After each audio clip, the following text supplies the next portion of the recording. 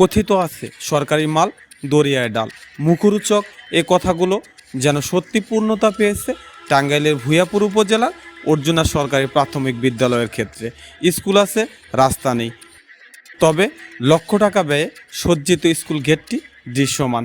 সরকারি কর্মকর্তাদের এমন খামখেয়ালিপনা কাজ দেখে তাদের মানসিকতা নিয়ে জনমনে জোরালো প্রশ্ন জাগে। প্রতিদিন ছাত্রছাত্রী ও শিক্ষকগণ স্কুলে যেতে নিজ বিদ্যালয়ে সুন্দর স্কুল গেটটি তারা ব্যবহার করতে পারে না। স্কুলে প্রবেশ করেন বিকল্প রাস্তা অর্জুনা হাই স্কুলের গেট দিয়ে।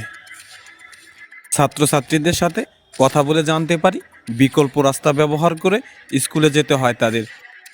সুন্দর নিজ স্কুলের গেট দিয়ে প্রবেশ না করে বিকল্প রাস্তা ব্যবহার করে তারা স্বাচ্ছন্দ্য বোধ করে না।